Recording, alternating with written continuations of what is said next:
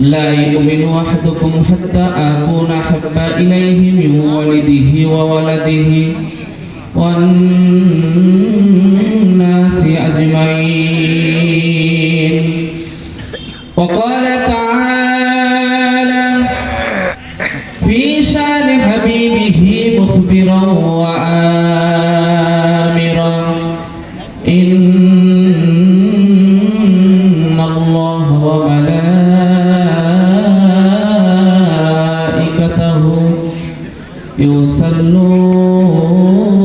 يصلون على النبي يا أيها الذين آمنوا صلوا عليه وسلموا تسليما. اللهم جڑے مولانا محمد وعلى آل سيدنا رسولنا محمد. পাইলে নিরালাই গো নবী পাইলে নিরালাই দিদার পাইলে নিরালাই গো নবী পাইলে নিরালাই। কি দিদার চান না? কারা কারা নবীর দিদার চান? একটু দুটি হাত তুলে দেখান তো। সবাই চাই? আমার সাথে বলা যাবে? বলেন না, পাইলে নিরালাই গো নবী পাইলে নিরালাই দিদার পাইলে নিরালাই গো নবী। দুই কদমে চুমা খেতাম, দুই কদমে চুমা খেতাম, চরণ ধুলি মাতাম গাই পাইলে নিরালাই গো নবী দিদার পাইলে নিরালাই গো নবী। নবী তুমি থাকো বহু দূরে রোহিত সাগরের তীরে, নবী তুমি থাকো বহু দূরে রোহিত সাগরের তীরে। মনের কথা কইতাম খুলে, মনের কথা কইতাম খুলে পাইলে নিরালাই দিদার পাইলে নিরালাই গো নবী। দুই কদমে চুমা খেতাম, দুই কদমে চুমা খেতাম, চরণ ধুলি মাতাম গাই পাইলে নিরালাই গো নবী। আলহামদুলিল্লাহ, আল্লাহ পাকের শুকরিয়া। ঐতিহ্যবাহী নাটোর জেলার চর লক্ষ্মীপুর পূর্বপাড়া আলহাজ সুলাইমান আলী সরকার হাফিজিয়া ও নুরানিয়া মাদ্রাসার উদ্যোগে প্রথম বার্ষিক তাফসিরুল কোরআন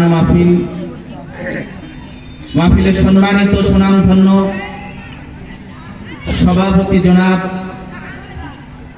তোজাম্মিল হক সাহেব আমার পাশেই বসা, আজকের মাহফিলের সম্মানিত প্রধান অতিথি, বিশেষ অতিথি, আজকের যার আকাঙ্ক্ষায় আপনারা সকলেই বসে আছেন, প্রিয় বড় ভাই,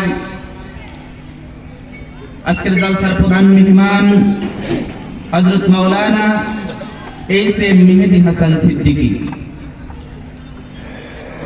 আমার পরে আসতেছেন নাটোর জেলার গর্ব, সারা বাংলার আলোড়ন সৃষ্টিকারী বক্তা আলহাজ মাওলানা আসাদুজ্জামান জিহাদি, এবং আমার পাশে বসা আমার প্রিয় বড় ভাই সহ পর্দার অন্তরালের মা বোনেরা, আমার সামনে বসা ভাই বাবাজিরা, সকলের কাছে আমার অন্তর থেকে সালাম ও মোবারকবাদ। আসসালামু আলাইকুম ওয়া রাহমাতুল্লাহ।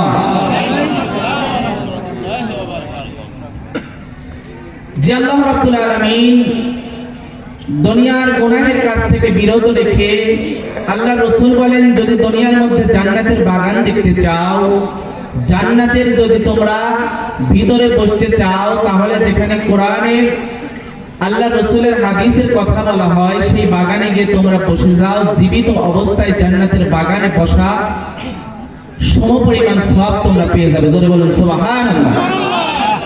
তো যে আল্লাহ রাব্বুল আলামিন আমাকে আপনাকে এত সুন্দর একটি পরিবেশ, এর ভিতরে সুযোগ করে দিয়ে আমাদেরকে কোরআনের মাহফিলে বসে কোরআনের দুটো কথা শোনার তৌফিক দান করছেন, ইনশাআল্লাহর দরবারে শুকরিয়া আদায় করে সকলে বলি আলহামদুলিল্লাহ। দরুদ আর সালাম সাইয়্যিদুল কাওনাইন, মানবতার মুক্তির দূত, আয়াকায়ে নামদার তাজদারে মদিনা, হাবিবুল্লাহ মুহাম্মদুর রাসূলুল্লাহ, সকলে বলি সাল্লাল্লাহু আলাইহি ওয়াসাল্লাম। সম্মানিত হাজিরিন, কোনদিকে এদিক ওদিক কথা বললে আমার সময় সংকীর্ণ শেষ হয়ে যাবে।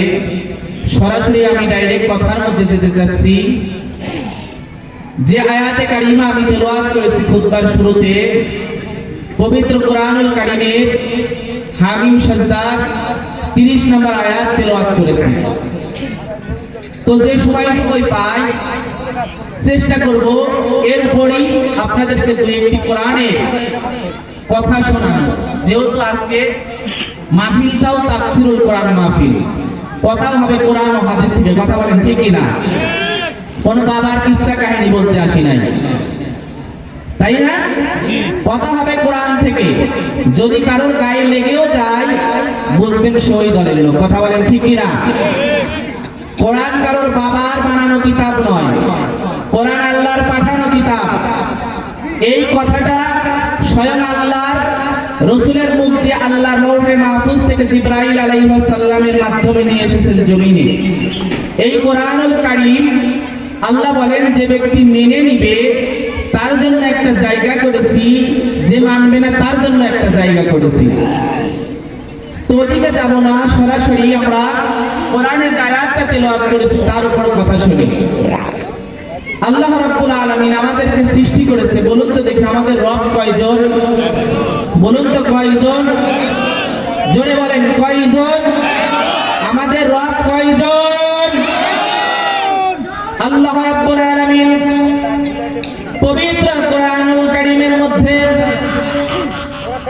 বান্দা বান্দিকে জানিয়ে দেয়, ও দুনিয়ার বান্দা বান্দি শুনে রেখে দাও, দুনিয়ার মধ্যে যাদের মধ্যে দুইটা গুণ আছে, কয়টি গুণ? জোরে বলুন।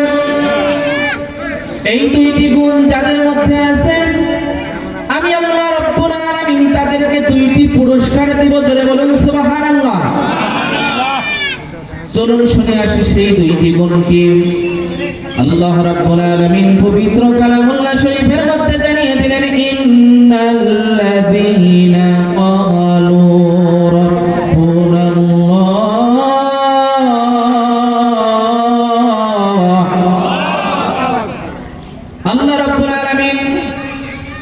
পবিত্র কোরআনুল কারীমের মধ্যে জানিয়ে দেন, সর্বপ্রথম তোমাদের যে গুণটা হবে সেই গুণটা হলো, আমি আল্লাহ রাব্বুল আলামিন আমাকে এক বলে সাক্ষী দেওয়া। জোরে বলুন আল্লাহু আকবার। আল্লাহকে কয় বলে সাক্ষী দিতে হবে? আল্লাহ বলেন আমাকে এক বলে সাক্ষী দিবে। দ্বিতীয় নাম্বার তোমাদের যে গুণটা হবে, আল্লাহ রাব্বুল আলামিন দ্বিতীয় গুণের কথা জানিয়ে দিলেন,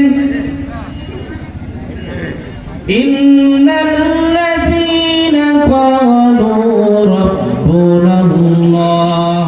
রাব্বুনাল্লাহু সুম্মা ইসতাকামু তাতানাজ্জালু আলাইহিমুল মালায়েকা। আল্লাহ রাব্বুল আলামিন বলেন এক নাম্বার গুণ তোমাদের হবে আমি আল্লাহ আমাকে এক বলে মেনে নেওয়া। আর এই এক বলে মানার পরে তোমাদের উপর যখন জুলুম এসে যাবে, তোমাদের উপর যখন নির্যাতন এসে যাবে, এমনকি যখনই আমাকে আল্লাহ বলে মেনে নিবে, সঙ্গে সঙ্গে তোমার জীবনের ঝুঁকি এসে যাবে, তোমাকে মেরে ফেলার পর্যন্ত হুমকি দেওয়া হবে, সেই সময় তোমরা ঈমানের প্রতি, রুবুবিয়াতের প্রতি অটল থাকবে। এই দুইটা গুণ তোমাদের দুনিয়ায় থাকতে হবে। জোরে বলেন সুবহানাল্লাহ। সম্মানিত হাজিরিন, আল্লাহর গোলামেরা, এই দুইটি গুণ যার মধ্যে রয়েছে আল্লাহ রাব্বুল আলামিন দুইটি পুরস্কার তাদের দিবে। কোন দুইটি পুরস্কার পরে বলবো, কিন্তু এই যে প্রথম নাম্বার আল্লাহকে আমরা এক বলে আল্লাহ বলে মেনে নিলাম, এটা খুব সহজ। লা ইলাহা ইল্লাল্লাহ পড়ে নিলাম আল্লাহ এক। কিন্তু যখনই আমরা এই রুবুবিয়াতের প্রতি অটল থাকব, এখন তো বর্তমান আপনি মুসলমান, আপনার বাবা মুসলমান, দাদা মুসলমান, এরকম করে মুসলমান হয়ে আমরা আসতেছি, আমাদের উপরে কোনো নির্যাতন, কোনো টর্চার আসে নাই। কিন্তু আল্লাহ রাসূলের সময় আল্লাহ রাসূলের সাহাবী, তাদের উপরে কিন্তু সহজে কিন্তু এইরকম রব বলে মানার কারণে কিন্তু তারা সহজে রবের উপর অটল থাকতে পারে নাই। যখনই কাফের মুশরিক টের পেয়ে গিয়েছে এই ব্যক্তিটা আল্লাহকে আল্লাহ বলে মেনে নিয়েছে, রাসূলকে মুহাম্মদুর রাসূলুল্লাহ বলে মেনে নিয়েছে, সঙ্গে সঙ্গে তার উপর নির্যাতন আরম্ভ হয়ে গিয়েছে। প্রিয় ভাইরা আমার, সেই রকমের একজন আল্লাহর নবীর সাহাবী ছিলেন, নাম তার ছিলেন সুমাইয়া রাদিয়াল্লাহু তাআলা আনহা। এই মহিলাটি আল্লাহর রাসূলের এত বড় একজন সাহাবী ছিলেন। তার ছেলে ছিলেন আম্মার। মা এবং ছেলে দুইজনই ইসলাম ধর্মটা যখনই গ্রহণ করেছে, আপনাদের শুধু বোঝাতে চাচ্ছি, রব এক বলে মানব, যখনই এক বলে মেনে নিব, দ্বিতীয় নাম্বার যখন রুবুবিয়াতের প্রতি আমরা অটল থাকব, তখন আমাদের কিন্তু জুলুম আসতে পারে, আমাদের তখন ধৈর্য ধারণ করতে হবে, ঈমানের উপর অটল থাকতে হবে।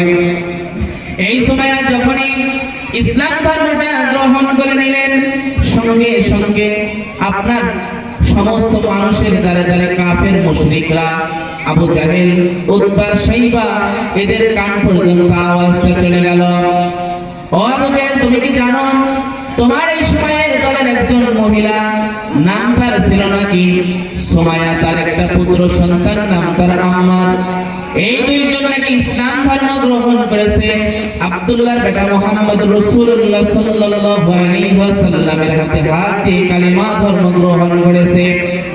সঙ্গে সঙ্গে তারা ক্ষিপ্ত হয়ে গেল, তাদের খোঁজার জন্য আরম্ভ হয়ে গেল। কোথায় তারা খুঁজতে খুঁজতে যখনই যায়, যেতে যেতে যেতে যেতে দেখতে পেলেন পাহাড়ের চূড়া দিয়ে যখন যায়, ওই পাশে আম্মার এবং সুমাইয়া রাদিয়াল্লাহু তাআলা আনহা আসতেছে। আবু জাহেল ডাক দিলেন, ও সুমাইয়া, তুমি নাকি এই সময়ে আমাকে প্রভু বলে, খোদা বলে মানো না, আমাদের ধর্মটা নাকি ত্যাগ করে মুহাম্মদুর রাসূলুল্লাহর ধর্মে নাকি তুমি চলে যাচ্ছ, কারণটা কি? সঙ্গে সঙ্গে সুমাইয়া ডাক দিয়ে বললেন, আসলে এই কথা সত্য, কারণ হলো আমাকে যে সৃষ্টি করেছে, আসমান যে সৃষ্টি করেছে, জমিন যে সৃষ্টি করেছে, সেই একমাত্র আল্লাহকে আমরা রব বলে স্বীকার করেছি। জোরে বলেন সুবহানাল্লাহ। তাহলে আমাদের রব কয়জন? আরো জোরে বলেন কয়জন? সেই রবকে মানতে গিয়ে সুমাইয়া যখন বলে দিলেন, আমার রব হলো একজন, আমার রব হলো আল্লাহ, আমি শত শত প্রভুর কখনো আমি দাসত্ব করতে পারি না, আমি আল্লাহকে সিজদা করব, আল্লাহকে মেনে নিয়েছি। সঙ্গে সঙ্গে তাকে ধরে নেওয়া হলো। ধরে নেওয়ার পরে সুমাইয়ার দুটি হাত বাঁধা হলো আপনার আম্মারের তার সন্তানের দুইটি হাত বাঁধা হলো। বাঁধার পরে বলে, সুমাইয়া বল কালিমা ছাড়বি কিনা? সুমাইয়া বারবার বলে, না কালিমাটা ছাড়বো না, কারণ যে আল্লাহকে আমি আল্লাহ বলে মেনে নিয়েছি, নবী মুহাম্মদুর রাসূলুল্লাহ সাল্লাল্লাহু আলাইহি ওয়াসাল্লাম যাকে আমি নবী বলে স্বীকার করেছি, এই ধর্মটা আমি ত্যাগ করতে পারবো না। সঙ্গে সঙ্গে আম্মারের কাছে চলে গেলেন। যাওয়ার পরে বলে, ও আম্মার, তোমার মা একজন মহিলা মানুষ, তার হয়তো বুদ্ধি কম থাকতে পারে, তুমি কি করো, তুমি তোমার মাকে বোঝাও, না হলে তোমাদের জীবনটা কিন্তু কেড়ে নেওয়া হবে, তোমাদের জীবনটা কিন্তু শেষ করে দেওয়া হবে। তুমি সঙ্গে সঙ্গে তোমার মাকে বুঝিয়ে দাও, আমাকে প্রভু বলে মেনে নি, আবার আমাদের ধর্মের মধ্যে চলে আসো। কিন্তু তিনি না, এরকম ভাবে আবু জেহেলের কথাই কোনো সাড়া দিলেন না। সঙ্গে সঙ্গে প্রস্তাব দেওয়া হলো, ও আম্মা, তোমার সামনে তোমার মায়ের পরনের কাপড়গুলো খুলে ফেলা হবে। জোরে বলুন নাউজুবিল্লাহ। এখন যদি বলেন, সন্তানের সামনে যদি মায়ের কাপড় উলঙ্গ করে যদি খুলে ফেলা হয়, সন্তান লজ্জা পাবে না? লজ্জা পেয়ে যাবে। কিন্তু সম্মানিত হাজিরিন, আল্লাহর গোলামেরা গভীর মনোযোগ দিয়ে শুনবেন, তারা কতটা আল্লাহকে ভালোবেসেছে, আল্লাহকে কতটা মহাব্বত করেছে। এক বলে স্বীকার করার পরে কত নির্যাতন আসার পরেও সেটা সহ্য করেছে। যখনই কিনা এইরকম প্রস্তাব দেওয়া হলো, সুমাইয়া বলে, না না, আমি তো প্রভু ত্যাগ করতে পারবো না, এক বলে মেনে নিয়েছি, এরপর আমি অটল থাকবো। সঙ্গে সঙ্গে তার গায়ের পোশাকগুলো খুলে নেওয়া হলো। আম্মার বড় লজ্জা পেল, মুখটা আপনার মাটির দিকে পড়ে রইল। এমন সময় বলে, সুমাইয়া এখনো সময় আছে, তুমি বলো তুমি আল্লাহকে ছাড়বে কিনা?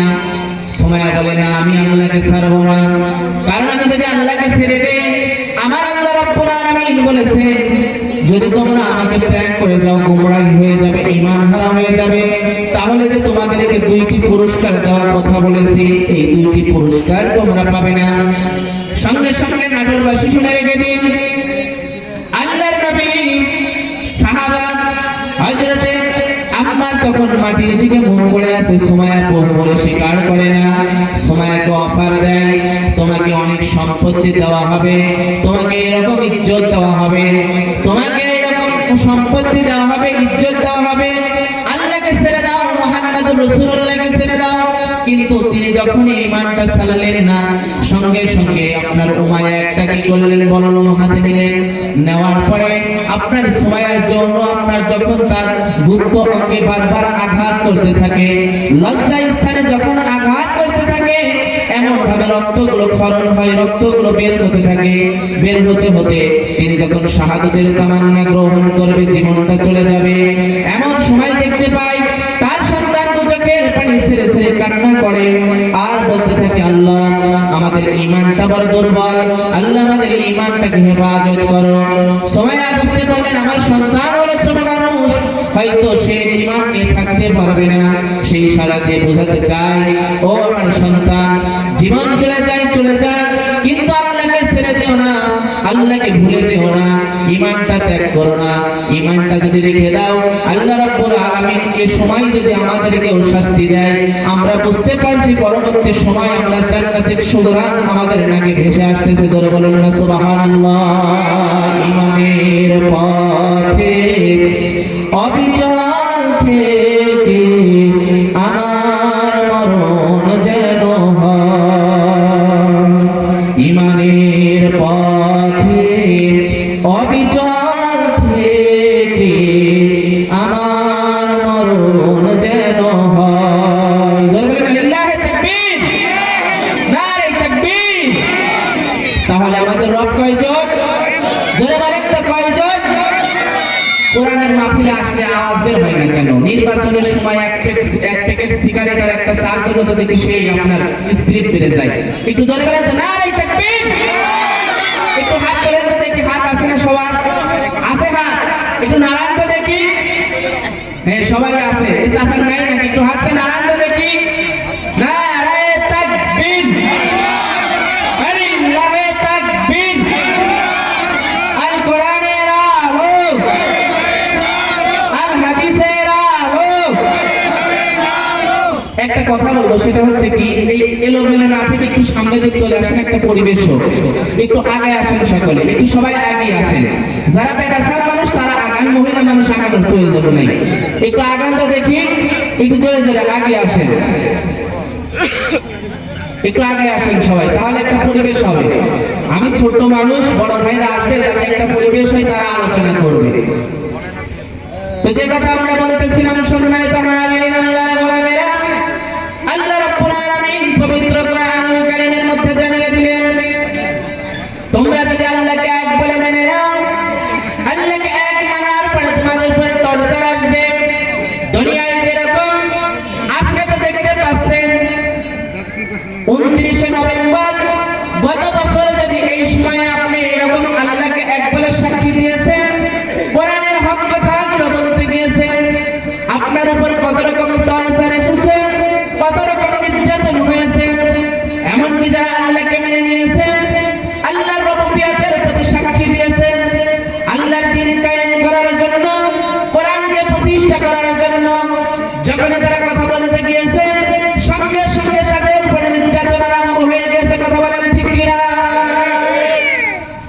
আল্লাহর গোলামেরা, আল্লাহ রাসূল সাল্লাল্লাহু আলাইহি ওয়াসাল্লাম মিরাজে যায়, এমন সময় মসজিদে আকসা থেকে যখনই চলে যাবে, যাওয়ার সঙ্গে সঙ্গে একটা জান্নাতি সুগরান আল্লাহর রাসূলের নাক দিয়ে ভেসে ভেসে আসে। আল্লাহর রাসূল তখন জিবরাইলকে ডাকতে বলেন, জিবরাইল ভাই, আমার নাকের মধ্যে দেখতে পাই সুন্দর একটা সুগরান ভেসে আসতেছে। কি এই সুগরান? জিবরাইল আলাইহিস সালাম ডাক দিয়ে বলেন, এটা হলো জান্নাতি সুগরান। ভাই জিবরাইল, তাহলে কি আমরা জান্নাত পেয়ে গেলাম? জান্নাত কি আমাদের কাছাকাছি?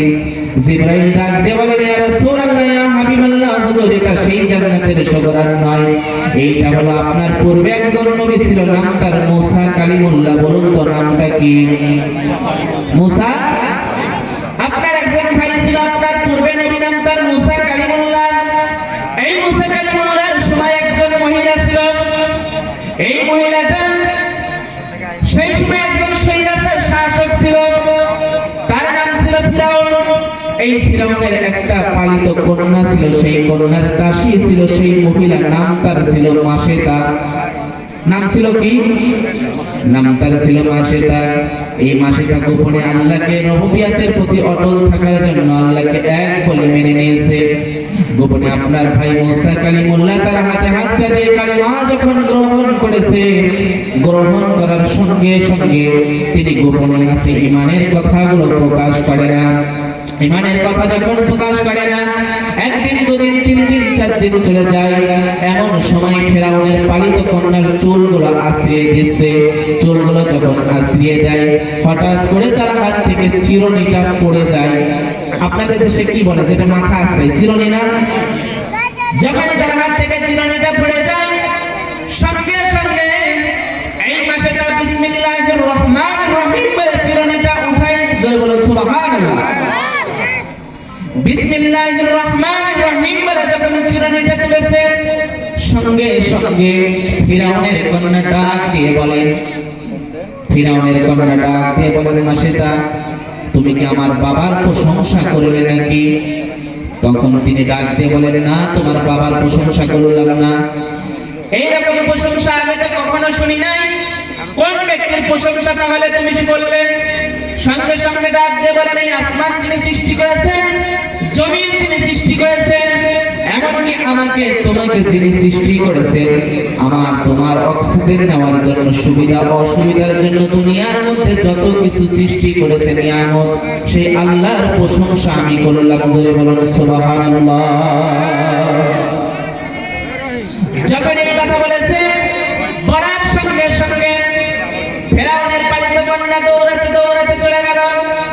আব্বাজান, এই সময় নাকি আপনি কথা, কিন্তু আপনার এমন একটা শত্রু ঘরের মধ্য থেকে সৃষ্টি হয়ে গেল, যে কিনা আপনাকে আল্লাহ বলে, প্রভু বলে, খোদা বলে মানে না।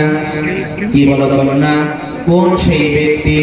সেই ব্যক্তি আর কেউ নয়, সেই ব্যক্তি হলো আমার দাসী মাসেতা। কি বলো, মাসেতা আমাকে খোদা বলে মানে না? ফিরাউন বড় টেনশনে পড়ে গেল। আহারে, এখন যদি আমার ভিতর থেকে, আমার ঘর থেকে যদি আমার শত্রু বের হয় তাহলে তো দুনিয়ার লোক আমাকে আর খোদা বলে প্রভু বলে মেনে নিবে না, তাহলে কি করা যায়? তাহলে সঙ্গে সঙ্গে এখন তিনি টেনশনে পড়ে গেল, কি করা যায়, কি করা যায়। তার একজন সঙ্গী ছিল, বন্ধু ছিল, নাম তার হামান। নাম তার কি? হামান। হামানের নামকে আগে শুনছেন? হামানটা, হামান তখন ফিরাউনকে দেখতে পেলেন, বন্ধু ফিরাউন, তোমার মুখটা বড় মলিন দেখি, তোমার চেহারাটা বড় দুর্বল, ও বন্ধু তোমার বড় টেনশনে নাকি? ফিরাউন ডাক দিয়ে বলেন, হামান ভাই, আমি বড় টেনশনে আছি। কারণটা কি? টেনশনে এই কারণে, আমার ঘর থেকে আমার বিপক্ষে একজন লোক বের হয়ে গিয়েছে, সে কিনা আমাকে প্রভু বলে মানে না। কি কথা বলে? তোমাকে প্রভু বলে মানে না, তোমাকে নাকি নেতা বলে মানে না, তোমাকে নাকি আল্লাহ বলে মানে না। তাহলে তোমাকে একটা বুদ্ধি দেই, আমি শুনেছি সেই ব্যক্তির নাকি, সেই ব্যক্তির নামটা কি? নামটা বলেন মাসেদা।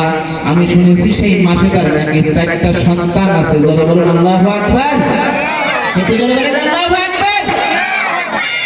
আমার ডাক দিয়ে বলে, ফেরাউন, ও বন্ধু, আমি শুনেছি এর নাকি 4টা সন্তান আছে, যাও তার 4টা সন্তানকে ধরে নিয়ে আসো। এই 4টা সন্তানকে ধরে আনা হলো, মাসেদাকেও ধরে আনা হলো। ও মাসেদা, বল তুই ঈমান ছাড়বি কিনা? এই যে দেখতে পাচ্ছি তোর 4টা সন্তান রয়েছে, আর পাশে একটা কড়াইয়ের মধ্যে তেল গরম করা হচ্ছে, যদি তুই প্রভুকে ছেড়ে না দিস, একটা পয়েন্ট শুধু বোঝাচ্ছি, ইন্নাল্লাযীনা ক্বালু রাব্বুনাল্লাহ সুম্মা ইসতাকামু তাতানাজ্জালু আলাইহিমুল মালায়েকা। আল্লাহ কেন বললেন প্রভু বলে স্বীকার করা একটা বড় সহজ, কিন্তু যখন আল্লাহকে আল্লাহ বলে মেনে রুবুবিয়তের পথে থাকবে, তখন তোমার উপর টর্চার নির্যাতন আসতে পারে কি পারে না? একথা বলেন, পারে কি পারে না? যখন তারা আল্লাহকে আল্লাহ বলে মেনে নিয়েছেন, বাংলার জমিন দেখতে পেয়েছেন, এক নাই দুই নাই 50,000 বছর, আপনার 50 বছর কোরআনের দাওয়াত দিয়েছে, কোরআনের ময়দানে এমন ব্যক্তি আল্লাহকে মেনেছে, তখন কিছু বলে নাই। যখনই কিনা এই আল্লাহর পাঠানো কিতাব রুবুবিয়তের প্রতি অটল থেকে মানুষের দ্বারে দ্বারে পৌঁছে দিয়ে হক কথাগুলো পৌঁছানোর চেষ্টা করেছে, সঙ্গে সঙ্গে বিচারাকে রাজাকার বলে আপনার 16টি বছর জেলখানায় কাটানোর পরেও শেষ পর্যন্ত আপনার হাসপাতালে নিয়ে গিয়ে ইনজেকশনের মাধ্যমে বিষ প্রয়োগ করে হত্যা করেছে। কথা বলেন ঠিক কিনা?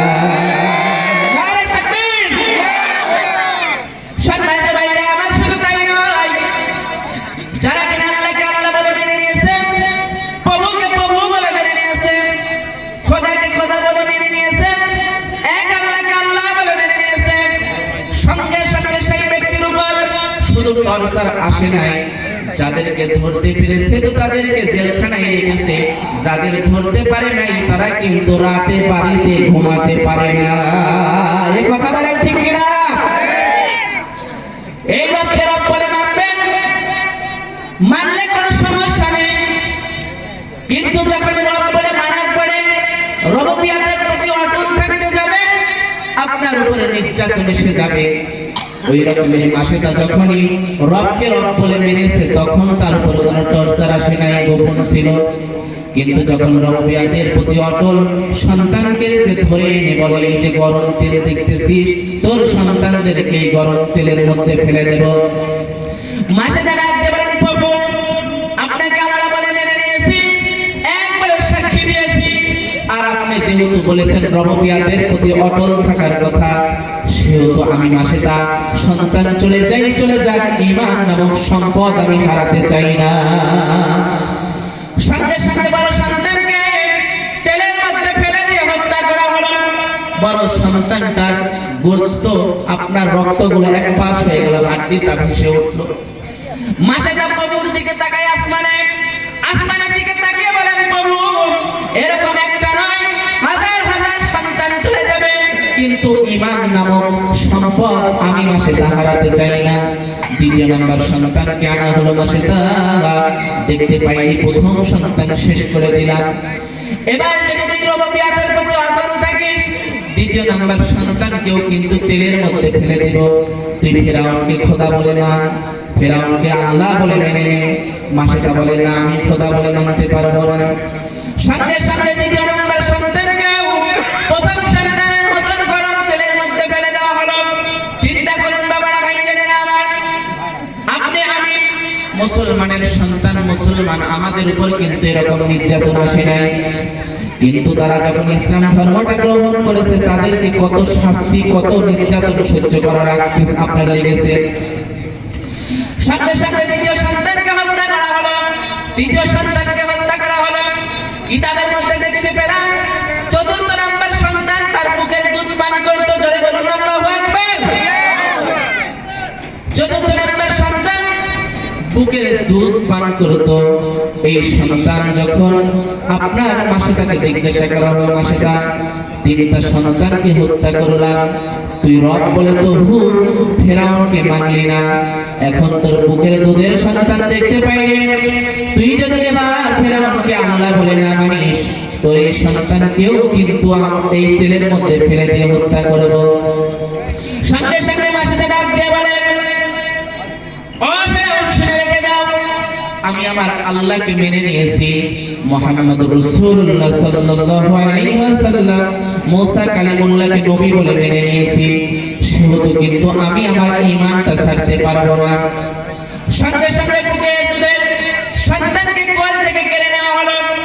নেওয়ার পরে গরম তেলের মধ্যে যখন ছেড়ে দিল, এখন চিন্তা করুন তো, আদরের সন্তান, বড় সন্তান হয়ে গিয়েছে, যে ব্যক্তি ছোট সন্তান, দুধের শিশু, সেই সন্তানকে মেরে ফেললো। মায়ের দিলের মধ্যে আপনার দিলটা ঠিক আছে কিনা?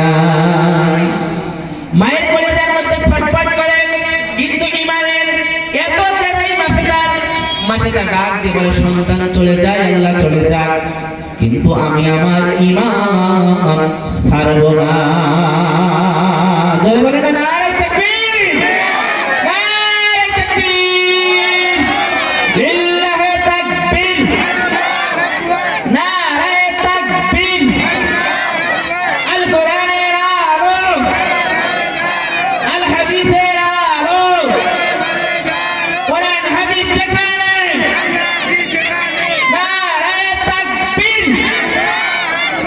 নাস্তিকতা নিপাত যাক, দিন ইসলাম জিন্দাবাদ, নাস্তিকতা নিপাত যাক, দিন ইসলাম জিন্দাবাদ। কোটি পানের কি আওয়াজ, খোদার দই সার হবে না, এই বাংলায় ঠাই হবে না, মুসলমানরা জেগেছে আজ। নারায়ে তাকবীর, নারায়ে তাকবীর। দিন ইসলাম, দিন ইসলাম, জোরে বলেন, দিন ইসলাম জিন্দাবাদ, দিন ইসলাম, দিন ইসলাম, নারায়ে তাকবীর। ইসলামের জন্য দেশের হয়েছে জন্ম, ইসলামের বিরুদ্ধে গেলে দেশ হবে ভিন্ন। কথা বলে ঠিক কিনা? যুগে যুগে যারা ইসলামের বিপক্ষে গেছে, আল্লাহ রাব্বুল আলামিন হয়তো বাসা ফিরাউন, হয়তো বাসা নমরুদ, হয়তো বাসা আবু জাহেল, হয়তো বাসা উতবা, হয়তো আবু লাহাব, হয়তো হাসিনা, সকলকে আল্লাহ দেখিয়ে দিয়েছে কোরআনের বিপক্ষে যত অবস্থান নিস, তার পরিস্থিতি বেশি ভালো হয়। এই কথা বলেন, ভালো হয়। আল্লাহ রাব্বুল আলামিন পবিত্র কোরআনুল কারীমের মধ্যে জানিয়ে দিলেন, ইন্নাল্লাযীনা ক্বালু রাব্বুনাল্লাহ, ক্বালু রাব্বুনাল্লাহ থুম্মা ইসতাকামু তাতানাজ্জালু আলাইহিমুল মালাইকা আল্লা তাখাফু ওয়া লা তাহজানু ওয়া আবশিরু বিল জান্নাতিল্লাতী কুনতুম তুআদুন।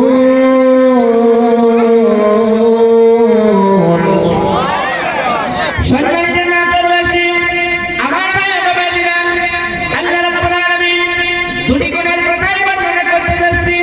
এবার মাসেটা যখনই ঈমানটা তবু ছাড়লো না, সন্তান চলে গেল, যাওয়ার পরে আপনার এবার মাসেটাকে ফেরাউন ডাক দিয়ে বলে, মাসেটার সন্তান চলে গিয়েছে, নিজের দেহের উপর আঘাত আসে নাই, এবার যদি তুই রবকে রব বলে না মানিস, রবকে যদি ছেড়ে না দিস, ফিরাউনকে রব বলে না মানিস, এবার কিন্তু তোর জীবনটা নিয়ে নেওয়া হবে, তোর উপর টর্চার করা হবে, তোর উপর নির্যাতন করা হবে। সঙ্গে সঙ্গে মাসেদার উপরে নির্যাতন আরম্ভ করা হলো। মাসেদা নির্যাতন সহ্য করে আর আল্লাহর দিকে তাকায়, আসমানের দিকে তাকিয়ে বলেন, আল্লাহ রাব্বুল আলামিন, যেহেতু আমি ইসলাম ধর্মটা গ্রহণ করেছি, আল্লাহকে এক বলে মেনে নিয়েছি, সেহেতু আমার জীবনটা যদি চলে যায় চলে যাক, কিন্তু তোমার দুইটি পুরস্কার না নেওয়া পর্যন্ত আমি মাসেদা আমার ঈমান ছাড়ব না। ও আমার ভাইয়েরা, আল্লাহ রাব্বুল আলামিন যুগে যুগে যার যত সাহাবী ছিল আমার নবী, প্রত্যেকটা নবীর সাহাবী কিন্তু এইরকম ঈমান আনার কারণে নির্যাতন সহ্য করেছে। এমনকি আল্লাহ রাব্বুল আলামিন যেহেতু বলেছেন, যারা দুনিয়ায় মুমিন হবে, এই মুমিন বান্দার জান এবং মালের বিনিময়ে আমি জান্নাতটা তার কাছে খরিদ করে দিয়েছি, তার কাছে বিক্রি করে দিয়েছি। প্রয়োজনে কোনো সময় যদি সেই ব্যক্তি ঈমানদার হয়, ইসলামের জন্য তার সম্পদ দিতে হবে। আবার কোন সময় যদি এসে যায়, তার জানটা পর্যন্ত দিয়ে ইসলামকে রক্ষা করতে হবে। তেমনি আল্লাহ নবীর সাহাবী নামদার ছিলেন আব্দুল উজ্জা। এই উজ্জা যখন ইসলাম ধর্মটা গ্রহণ করবে, এইরকম একটা ভাব এসে গিয়েছে। সঙ্গে সঙ্গে তিনি, তার ছোটবেলায় আব্বা মারা গিয়েছে, আব্বা মারা যাওয়ার পরে মায়ের চাচার সাথে বিবাহ হয়েছে। চাচার সংসারে লালিত পালিত আব্দুল উজ্জা হয়। আব্দুল উজ্জা যখন চাচার সংসারে লালিত পালিত হয়, এমন একটি সময় এসে গেল, তিনি তখন মুহাম্মদ রাসূলুল্লাহকে দেখে বড় পছন্দ হয়ে গেল। তিনি তার কাছে ঈমানটা গ্রহণ করবেন। ঈমান যখন গ্রহণ করবেন, চাচার সাথে আপনার খেতে বসেছে, খাবার সঙ্গে সঙ্গে খাবার খাই না, শুধু খাবারগুলো নিয়ে নাড়াচাড়া করে। চাচা দেখতে পেলেন, ও আমার ভাতিজা আব্দুল উজ্জা, খাবারগুলো প্লেটের মধ্যে নিয়েছো, কিন্তু খাবারগুলো খাও না, শুধু নাড়াচাড়া করো, কারণটা কি? আব্দুল উজ্জা ডাক দিয়ে বলেন, চাচা জান, আপনাকে কিছু কথা বলবো, জন্য আমি খাবার খাই না, শুধু নাড়াচাড়া করি। জোরে বলুন আল্লাহু আকবার। ভাতিজা আমার কি কথা বলবে বলো তো দেখি? ও চাচা জান, আপনাকে কি কথা বলবো শুনুন। আপনাকে কথা বলতে চাই, এই সময় একজন লোক আছে, নাম তার মুহাম্মদ, তাকে কি আপনি চেনেন? হ্যাঁ ভাতিজা চিনি, তার বাবার নাম আব্দুল্লাহ। হ্যাঁ, তার বাবার নাম আব্দুল্লাহ। হ্যাঁ, আমি তো তাকে চিনি। তার কথাগুলো আপনার কেমন লাগে চাচা? তার কথাগুলো আমার কাছে ভালো লাগে। ওই বাড়ি চাচা যান, এই যে মুহাম্মদ রাসূলুল্লাহ সাল্লাল্লাহু আলাইহি ওয়াসাল্লাম, তাকে যে আপনি দেখতে পান, তার কথাগুলো আপনার কাছে কেমন লাগে? তার কথাগুলো আমার কাছে খুব ভালো লাগে। জোরে বলেন না সুবহানাল্লাহ। তার কথাগুলো আমার কাছে ভালো লাগে, তাই চাচা চলেন না, সে যে দাওয়াত দেয়, দাওয়াতটা আমরা গ্রহণ করি। ওরে আমার ভাতিজা আব্দুল উজ্জা, এত সময় তো ভালোই ছিলে, কিন্তু কি করে তুমি বলো তার হাতে হাত দিয়ে কালেমা গ্রহণ করি? তাহলে তো আমাদের ধর্মটা আমাদের ত্যাগ করতে হবে। যেমন বর্তমান কিছু লোক আছে, হুজুরের কথা বলবে, সব কথাই ভালোই বলে, কোরআন হাদিসের কথা বলে ভালোই বলে, কিন্তু সমস্যা আছে, রাজনীতি কথা বলে। বল তো দেখি, কোরআন কি কোনো রাজনীতি কথা বলে? আপনার গায়ে লেগে যায় বিদায় রাজনীতি হয়ে যায়, কিন্তু কোরআন কিন্তু কখনো আপনার রাজনীতি ছাড়া নয়। আল্লাহ রাসূল নিজে রাষ্ট্র চালায় নাই, বলেন তো দেখি। আল্লাহ রাসূল রাষ্ট্রনায়ক ছিল না? কোরআন তো এর কথা থাকবে, কিন্তু আপনার গায়ে, আপনি যেহেতু বোঝা যায় ক্ষমতায় গিয়ে আপনি এক সাইনের মাধ্যমে 50,000 পকেটে ভরেন, ওইটার বিপক্ষে গেলে কোরআন আপনার জন্য রাজনীতি হয়ে যায়। কথা বলেন ঠিক কিনা?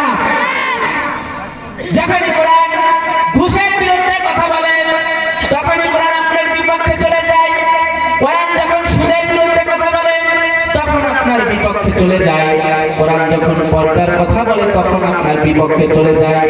বর্তমান সময়ে দেখতে পেলাম, সিনেমার একজন মহিলা বলে, একটা সংগঠনের নাম নিয়েছে, তারা ভালো, ক্ষমতায় আসলে ভালো, কিন্তু আমাদেরকে তো সিনেমা করতে দিবে না, কারণ আমরা তো অনেক টাকা পাই,